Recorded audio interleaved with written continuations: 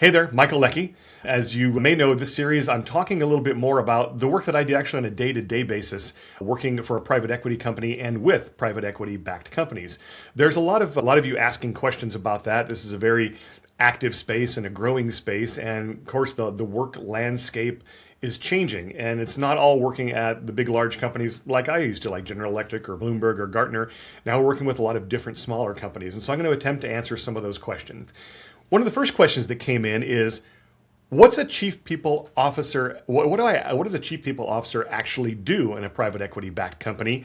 And how does that differ from enterprise roles? And it's a great question. I'm going to answer it kind of fairly quickly in two perspectives. One is I work as a chief people officer and an operating partner for a private equity company, but I also act in chief people officer roles for those companies. And that may be a bit unusual. It depends upon the structure of a private equity company. Oftentimes, the chief people officer is simply the person that is finding, developing, and building the talent and the leadership group for a private equity company, which is going out and investing in companies. And really, what you're doing then is you're mostly looking at the C-suite leadership, the leadership that you want to take that company either into profitability or into growth and scalability. And I do that kind of work. But we also, at our organization, get more operationally involved in companies. So I am currently the fractional chief people officer of one of our companies. I'm a fractional chief organizational officer for another one of our companies. And some of them I play more of an advisory role. And then some I just play a traditional operating partner role where I'm working with them potentially either on the board of directors or as just a part of the management team on occasion, being there as a resource. But I'd like to spend some time actually on what's different in the portfolio companies and less in the private equity company. You can find out about that because there's a lot of people, a lot of private equity companies of different sizes that have a chief people officer. And their role is not so different from what they would be in a regular enterprise role, except for maybe the fact that they are connecting with and working with the HR resources at the portfolio company when it comes to hiring and developing your C-suite leadership. The portfolio companies are very different though. And first, there was a big switch for me in moving to companies that had tremendous resources around leadership development. I mean, a great and probably an almost extreme example of that is I spent several years working out of the Crotonville Leadership Development Center for General Electric. Arguably one of the most lauded and famous management development programs that a company has ever launched.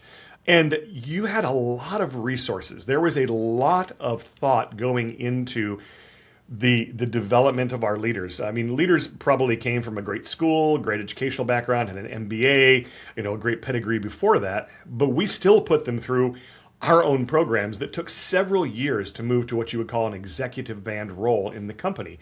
It was sort of like getting another MBA, just one specific to our organization. And then the companies I work with now, we don't have that opportunity. Some of the companies are less than 30 people. Some of them are several hundred or a few thousand. But of small and medium-sized enterprises, you don't have the opportunity to build an entire corporate university. And we've heard that, talk about learning and development in corporate universities.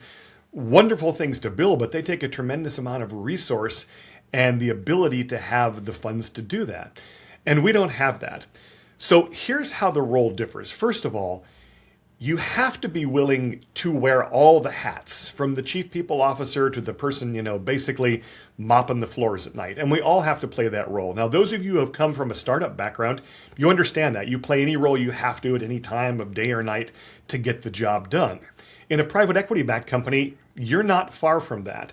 Generally, those companies are striving towards break even or striving into their first stages of growth and scalability, as we've talked about. And so you have to be very flexible and very malleable, and you have to be able to meet the company where they are. When I was learning to become a consultant, when I got my master's in organization development at Pepperdine University, we talked about meeting the client where they are. Well, you have to meet the company where they are. And that can be really difficult depending upon where you come from, because we all have kind of our comfort zone of where we like to work. Huge corporation, big corporation, medium corporation, smaller on down, startups.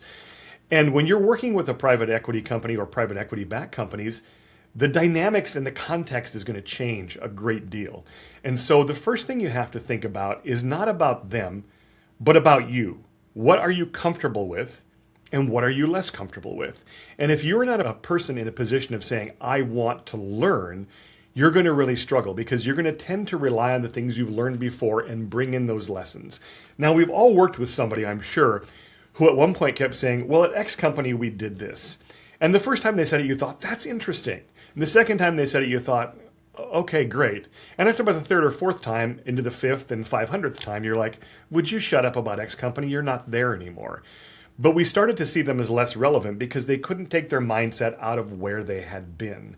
And so if you want to work with smaller private equity-backed companies, likely you're going to work for a number of them. You're not going to just work with one. Now, you may work with that company and stay all the way through, but it's very likely that you might move from one to the other. That company might go public, it might be acquired, and they might want somebody different in there that they know or that they think can make the transition.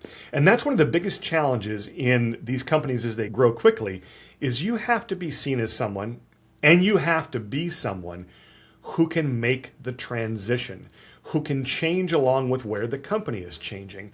So you need to be very self-aware of what you're comfortable with and what you're uncomfortable with. And you need to go where you're uncomfortable. You need to learn those things. You need to have the humility to be open to, what could I learn? What could I do different? Now, how do I do that, you might ask? You can certainly, read about things, but one of the best ways is to find a group or to create a group of people that are doing the same thing. Have people you can talk to. Have people that you can share stories with, that you can say, help me step outside my immediate kind of fixed frame of reference and get into something new. Help me look at this problem and situation in a different way. Help me look at it with far fewer resources than I might have had before, needing to be creative. Help me look at it when I'm doing it myself. So, for example, sometimes I'm the person actually directly coaching our senior executives in their leadership development. Sometimes I'm the person actually delivering the leadership development programs that we've built. Sometimes I'm the person working with the companies that we are partnering with to do things like workforce planning or to help use AI-backed tools to develop our more coach-like skills and abilities in our managers. And then yet sometimes I'm bringing in someone else to do things that I can do, but they can either do better or quicker or faster because they have the time. I mean, right now I look at my calendar. I'm a color coding guy. My calendar has 7 different colors on it for the 7 different companies I'm actively working with. I am actively engaged with 7 entirely different companies, and they see me as just a part of their company, even though I'm not there all the time. But I have to make that switch constantly, and that means I have to balance a lot of work. So I have some work that I'm going to engage in New York City next week. I need to do the development of a good management communication system and the way the management team is going to structure and hold themselves accountable. This is something I know how to do. This is something I've done before. This is something I don't have the time to do right now, and it will take too long. So I'm going to bring in a partner I've worked with before to do this as a project over 3 months to put it in place very, very quickly. So I've said a lot, but I guess what I would summarize is if you're going to work with private equity-backed companies, especially more than one, you need to look at yourself and say, where am I comfortable and where do I need to get uncomfortable? Don't rely on what you know, utilize it, but focus on what you need to learn. And look at where you need to play and be willing to play at different levels. Sometimes I play at this level, sometimes at this level, sometimes this, and I have to move up and down those levels and reevaluate my time and my time distribution on a regular basis to be effective. So I hope that was helpful. Thanks for joining as we talk a little bit more about working in this space and in these smaller companies and in private equity.